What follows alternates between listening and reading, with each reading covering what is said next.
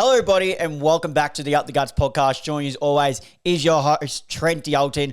And yes, we are here to review the round 20 action of footy, and let's not beat around the bush at all. It was a pretty poor round of football as a whole, but there was some amazing individual performance and one performance at the end of the round, which solidified his name in the history books and his club in the history books, and I will talk about that player very soon. I think you know who I'm talking about at the moment. But if you're new to this, what I do in the review episode, is I rank each club's performance for the round on a tier list, starting off with the top of the tier list is elite, then it goes contenders, decent, disappointing, and 5 a.m. St Kilda Beach. So how I rank him is I rank it based on how they performed in that round. So it's not for the season. You might see some lower ranked teams higher than, like, say, their output on the season would be, but it's how I think they performed in the circumstances for that round. So without further ado, let's get into the first match on Thursday night. Let's go.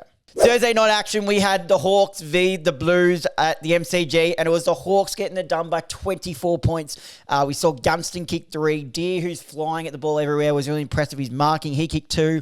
Lewis, just showing some physical presence, was good after his second game back. He kicked 2. The Wizard Watson kicked 2 as well. As for the Blues, Curnow kicked 2. Will White also kicked 2, so good to see there by Will White. And obviously Doherty kicked 1, which was really good in his last game after announcing that that will be his final game. He will be calling time on his career, and what a career he has. We talked about it on the last episode, but it's for the bounce of cancer he's had, for the 3 knee surgeries he's gone through. It's just a career of resilience, and I don't think anyone could speak on how good of a career Doherty had. No one can really speak a bad word about him, and his resilience too.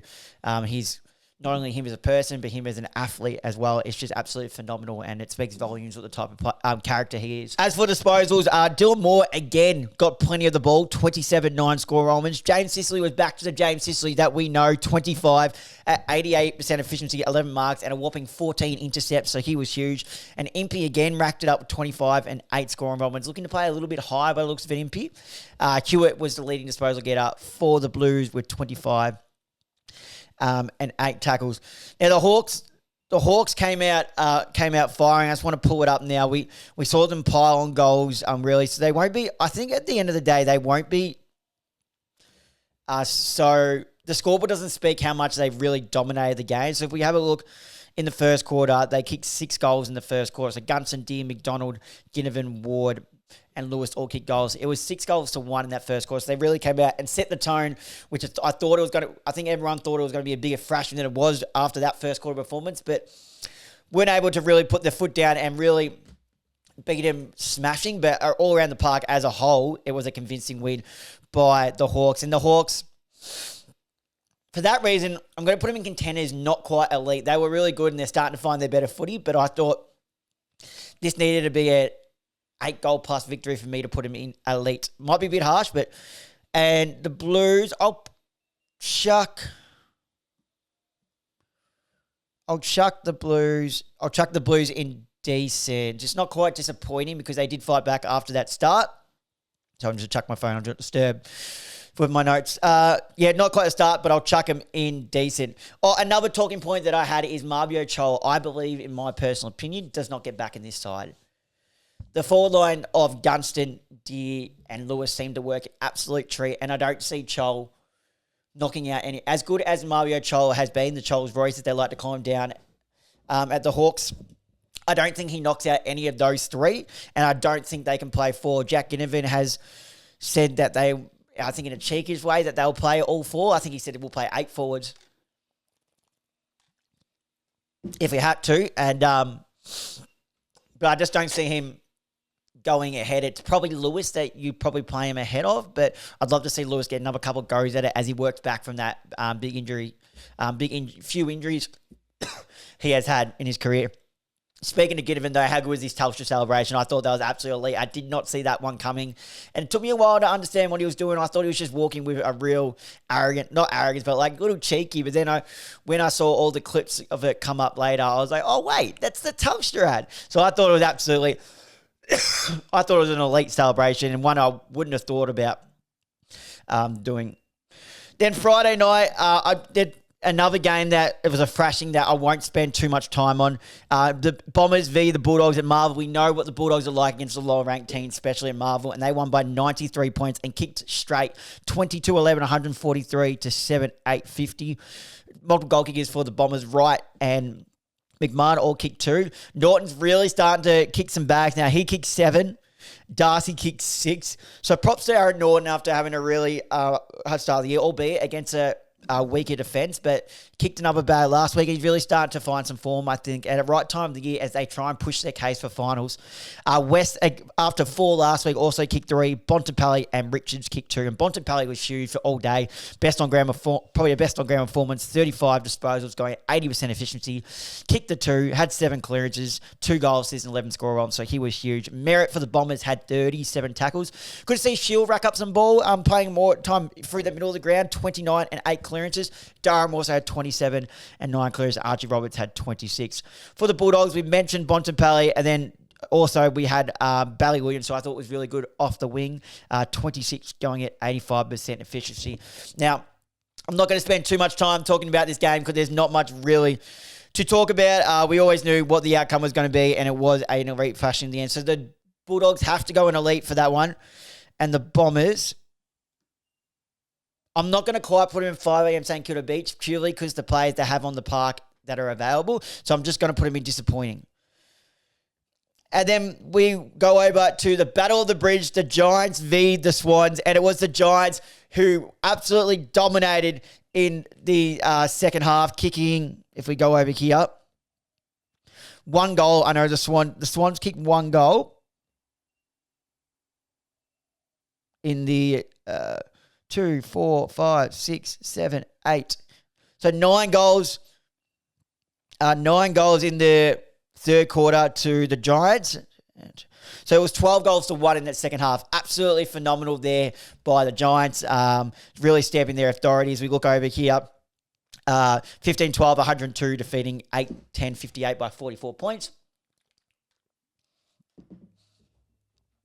Stringer kicked 3. He's starting to find some really good form. Dangerous at a good time of the year. Cadman kicked 3. Hogan and Bedford also kicked 2.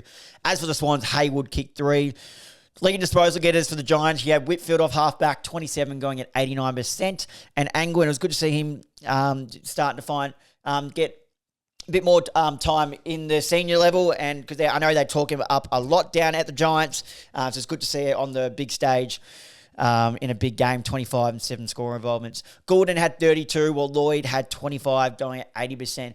But it was no doubt, other than the 12-1 goal second half, in a game where we go on what has just happened, the talk of the game was Toby Green and Tom Papley. Now, Toby Green came out, and obviously they don't like each other, Battle of the Bridge, and he came out firing. He's already been given a week suspension for his late forearm he gave to like a forearm to Isaac Heaney as he was down high contact in the head. So he's got 1 week. And then I didn't know this part at first, what prompted Toby Green to say it. But Tom Papley was, we'll put it this way, Tom Papley was going at everyone all day. He had a bit of action with Tom Green, bit of back and forth. Then Tom Green came backfired, kicked a goal of his own, went straight over to Papley. They were going at. So there was a lot of fire. We know what Papley's like. He's just very, very lippy. That really annoying small forward. But what's the best thing about Papley is he backs it up. He hits the scoreboard. He does the little things. But obviously we know the Toby Green comment, which we'll touch on in a second. But I wasn't aware of what prompted him to say the comments. So, and footage that I've seen later was, we know what Jake Stringer's new contract coming over to the Giants is. He needs to be at a percentage, certain skin fold to be in it, because obviously over his career, Stringer's had he's been over, it's had the topics about how he's been overweight, carrying a bit too much weight, and when he's at his peak fitness, he's just an unreal player, a real game winner, game changer, impact type of player. So in his contract, it is noted that the Giants said he has to meet a certain skin fold before he's even considered for senior selection. So they're at the interchange bench. Jake Stringer is waiting to come on, as is Papley, and he's signalling to Jake Stringer, watch your skin folds, and he's grabbing his pretty much his skin on underneath his shirt, but pretty much in to say, oh, have you met your skin files? Obviously, blah, blah, blah. Then there's a bit going on at halftime. Then the interview with Toby Green and Alistair Lynch it was, who he now it'd be a bad boundary commentator, boundary reporter, whatever you want to call it, if you didn't ask the question. So Alistair Lynch posted the question, geez, Tom Papley's got a lot to say tonight. Or got to say tonight. What do you like? What do you think about it? What's he saying? And then he just goes, Toby Green, goes, he's looking a bit overweight. Let's see how he goes in the second half. When he said that, I was like, no, wait, hang on. He's gone out and said that. So now, obviously, we've got a bit of backstory, though, because of what he said to String on the bench. So I reckon, obviously, that would have been relayed to Toby Green, or there would have been, it might have even been him going at String on the field as well, and it's just carried over to the bench. But that's the only footage we've seen.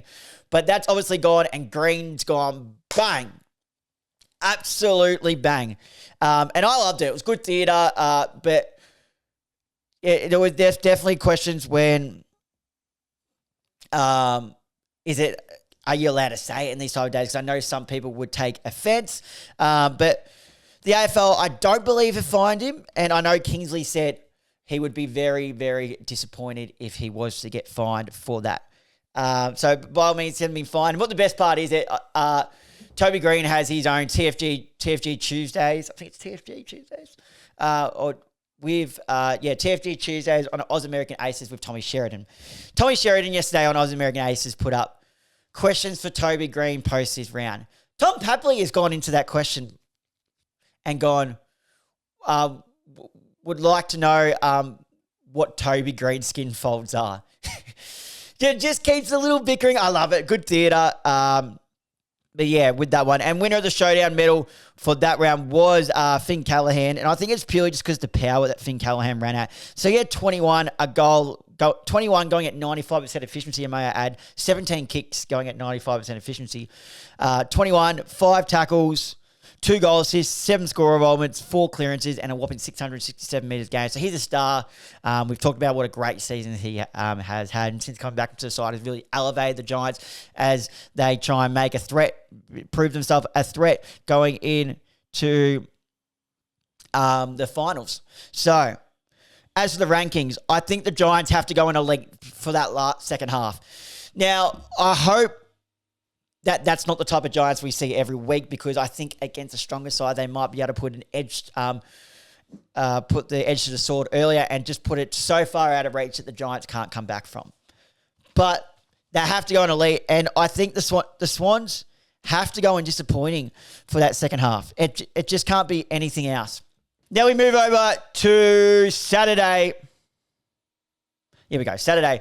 And another really disappointing game in the Q Clash, but the Gold Coast Suns just flexed their muscles against the Brisbane Lions. Some would say one of their flag favourites. GWS. Gold Coast Suns getting the job done by 66 points. Another straight kicking performance. 20-10, 130 defeating 9-10, 64. Long kick 4, Humphrey kick 3, Ainsworth kick 3, Farah kick 3, and King kick 2 as well. As for the Brisbane Lions, Cam Rayner kick 3, all coming in the last quarter.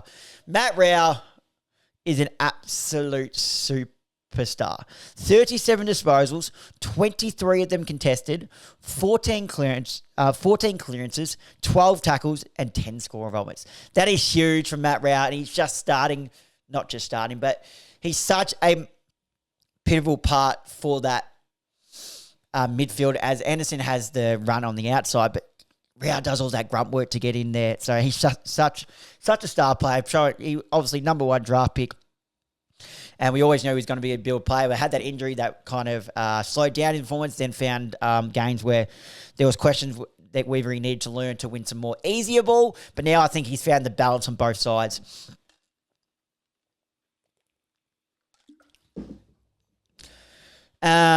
Anderson also had 33, a goal, 2 goal assists, and 9 score moments. Fiorini had 32 and a goal. Jeffrey, geez, isn't Joel Jeffrey playing a really good season? 32 going at 91%, 10 rebound 50s, and 718 metres gain. Noble at 31. It's good to see Alex Davies getting some senior game opportunity and really cashing in. 30 disposals going at 83%. Had the 10 I'm assuming that's going to be 10. I've gone 10 tackles, 6 tackles. So I'm assuming one's going to be clearances and one's going to be... So, 10 tackles. So it's 10 tackles. 10 tackles, 6 clearances, and 9 score vomits. As for the Lions, Neil had 36 and a goal. McCluggage, 28 a goal and 7 clearances, and Bailey had 26 going at 85% and 1 goal. But the Gold Coast Suns just really flexed their muscles after a disappointing performance last week against the Adelaide Crows. They really bounced back in a big way in the Q Clash. Brisbane have been known to bully them in the Q Clash, but the Gold Coast Suns just came in and flexed their muscles. The Gold Coast Suns straight into the elite column. And where the Brisbane Lions, they can go disappointing. I was not really impressed with that at all. Another game, another showdown type of game. But it is the derby. Freo v West Coast, and Freo, no surprise, getting the job done by 49 points. 18-18, 126 defeated. 12-5, 77. Frederick kicked 4. A miss, and Voss and Young all kicked 3. Cripps kicked 2 for the Eagles, as did Reid, Baker, and Kelly. Disposals, Brayshaw had 32, 8 clearances, 2 goal assists, and 13 score vomits. And Bolton was also really good with 25, a goal, and 13 score vomits. Kelly for the Eagles, good to see him getting some more ball. 26 disposals, 2 goals, and 8 clearances. Obviously, been a lot of talk around him this season, not showing enough heart, saying that he's not enjoying his footy, doesn't even know if he wants to play. So it's good to see him put in a performance like that. Although he didn't get the win, but in such a big game. Baker, 24, 2 goals and 10 tackles. But Hayden Young, he's only just come back to the side, but showing what a key player is to this side. He won the Ross Glendenning medal, even after being subbed out early. I believe he was subbed out in the last quarter. He had 23 disposals, kicked the 3, had 7 clearances and 559 metres gained. Now, Hayden Young's an absolute superstar, and I'm loving how the past year or so they've been giving some more time through the middle of the ground. And higher up the ground, centre forward, because his ball use is just so damaging. To be, honestly, he's really good down there at half-back, but if you can get him forward at the ball, setting up those goals, he's so damaging. But on a sad note, Harley Reid was helped from the field with what seems to be a syndesmosis injury, which may be the end of his season. They're waiting to see the results from scans. Syndesmosis, they say, can be anywhere from 4 weeks to a couple of months. So there's no real guideline of how long he could be out for. They have to wait for the scans to come back. And that, from my knowledge so far, are yet to come back yet. So as for the Dockers, let's have a look. Dockers can go in contenders. And West Coast can go in... It's not disappointing. It's decent. All right, not talking much about this game. I nearly want to skip it. But what I will talk about Saturday night is Jeremy Cameron kicking 11 goals. I'm not going to talk about the game at all, but what I'm going to talk about is Jeremy Cameron. And the talk of the town is, can Jeremy Cameron kick 100? Now, there is 4 games left, plus finals. I think if Jeremy Cameron is to kick the 100, it is going to be in the final series, not in the home away season. By all means, he could get it done. So as we look at it right now, Jeremy Cameron is currently, I believe, on 69 last time I looked. Let's have a look. Yeah, so currently he's on 69. So that means he would need 31 more goals to reach the 100 in 4 games' time. So what's that? You want to be kicking... you'd want to be kicking just over 7 a game from here on. So I think it's going to happen in the finals. It's pretty much 8 a game that would get him there from now on. So I think he will get in the finals. So who has he got? Let's have a look. So next week, they have Port Adelaide. Geez, he could towel up there. The bomb. Oh, then he's got the Bombers.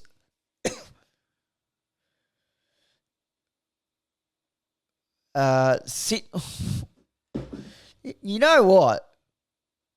And then it is, to finish it off, the Tigers. I think by the end of the home and away season, I'm going to pitched in that he's going to be on 88. And then coming in 88 to 90, and then coming into the final series really hit. I think he might hit the 100. It'll be such a historic moment if he does. There's been heaps of talk saying they'll never see another 100 goals kick just with the way the game is played now. But he's really started to kick some real big bags of his late, and I'd love to see Jeremy Cameron kick 100 goals. It would just be an unreal moment. We saw what type of moment it was when Buddy kicked his 1,000th when the crowd supporters ran on the ground. Just great spectacle to see. But North Stadium, 5am, St Kilda Beach, and the Cats straight in Elite. Another one I'm not going to sit here and talk about either is the Adelaide v Port Adelaide game, the showdown, because it was the Crows getting it done by 98 points. But what I will talk about is the Crows are ready to push this far. The Crows will be, here's my call, Adelaide Crows will be their prelim final week. They've got it all. They've got the forward line. They've got the midfield. And they have got the defence that are starting to hold up too. Josh Worrell is becoming an absolute star back down there. I think there's no reason why they aren't their minimum preliminary final week. And really, you can almost argue a case that they're let me rephrase that. They are a flag threat, but I say minimum, they will be their preliminary final week, in my opinion. The winner of the showdown medal was Riley Thilthorpe, who did it all around the ground, kicked the 3, 19 disposals, 6 hit outs, 6 clearances, 2 goal assists, and 10 score involvements. So the Adelaide Crows are straight in Elite, and Port Adelaide are in 5am St Kilda Beach. Now, 2 games on the Sunday, and we saw from each game, we saw 2 brilliant individual performances. Starting off with Richmond and Collingwood. Collingwood getting the job done by 40 points, 13-15-93 to 8-9-57. Excuse me. For the Tigers, Steely Green and Ollie Houghton kicked 2 each. Nick Dacos kicked 3, and what a game he had as well. He had 42 disposals, 3 goals, 14 score involvements, and 910 metres gained. It's the highest per champion data. It's the highest rated performance this season. It's also the highest rated performance by a Collingwood player in a home and away season. It was just an absolute phenomenal performance. He did it in all parts of the ground and went at all parts of the ground forward, back. Didn't get as much clearances as he's been getting as lately, but when he had ball in hand, he didn't waste it. If we go back, I believe he went at 79% as well with his 42 touches. Let me just get that up there. It was 70s. He went at 76%. So that's huge. Could this be one of the performances that solidifies the Brownlow medal for him? It's going to be an interesting watch, Brownlow medal night, but he was absolutely phenomenal.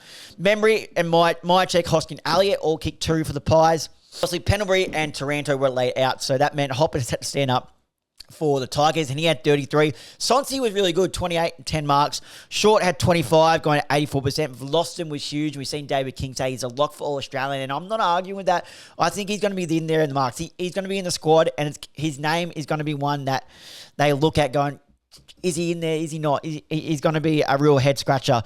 25, going at 80%. Going at 80%, 17 steps, and 8 rebound 50s. We mentioned Nick Dacos, but Josh Dacos also had 30, going at 600 with 697 metres gained. And Mitchell also had 29, going at 86% efficiency and 6 tackles. The Pies, not elite, but they can go in contenders. And the Tigers were decent, especially for the first half or half and a bit. But then Collingwood just end up running away with it. Now, the game that ended the round, and oh my God, what the hell happened? St Kilda recording the biggest 3-quarter time comeback in AFL history, thanks to a performance by up-and-coming superstar of the competition. No, scratch that. Superstar of the competition, Nasiah Wanganeen-Milera. They won by 6 points. Nasiah Wanganeen-Milera kicked 4, 2 in the second half, had 34 disposals, 6 clearances, 9 score runs, and 749 metres game.